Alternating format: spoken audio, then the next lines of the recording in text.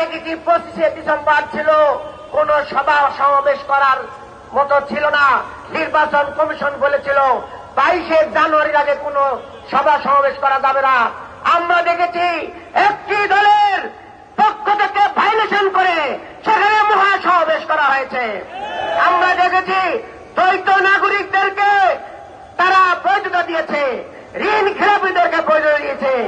এইভাবে একের পর এক যদি এই নির্বাচন কমিশন একটা দলের প্রতি আনুগত্য প্রকাশ করে, তাহলে এই দেশের মানুষ নির্বাচন কমিশনকে ঘেরাও করতে বাধ্য হবে।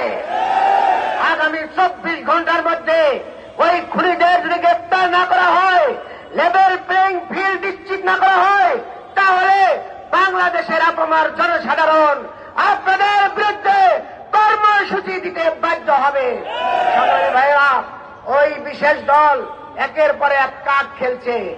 আপনারা দেখেছেন তারা বলছে কৃষি কার্ড, ফ্যামিলি কার্ড, স্বাস্থ্য কার্ড, এতে যখন কাজ হয়নি এখন তারা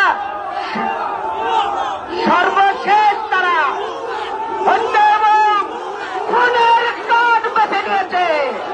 আমরা বলবো এই খুনের কার্ড শেখ হাসিনাও নিয়েছিল। আমরা এক আল্লাহ ছাড়া কোন সন্ত্রাসীকে ভয় করি না। আমরা এই সকল ঘটনার তীব্র নিন্দা দাবি জানাতে চাই। আগামী 24 ঘন্টার মধ্যে সহকারী রিটার্নিং অফিসার আশরাফুল আলম এবং জিনেগাদে থানার ওসিকে প্রত্যাহার করতে হবে। এখন পর্যন্ত রেজাউল করিম ভাইয়ের খুনি এবং সন্ত্রাসীদেরকে গ্রেপ্তার করা হয় না। আমরা দ্রুত গ্রেপ্তার করে শাস্তির মুখোমুখি করার জন্য জোর দাবি জানাচ্ছি।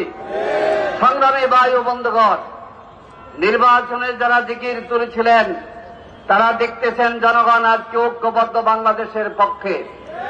জনগণ আজ 11 দলীয় ঐক্যর নির্বাচনের পক্ষে।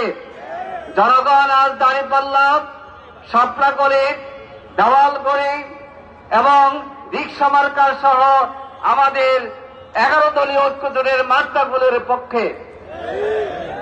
আমরা সরকারের কাছে সরকারকে বলতে চাই, নির্বাচন আমরা চাই, নির্বাচনের কার্যক্রম চলেছে, কিন্তু হাল হাকিকত ভালো নয়।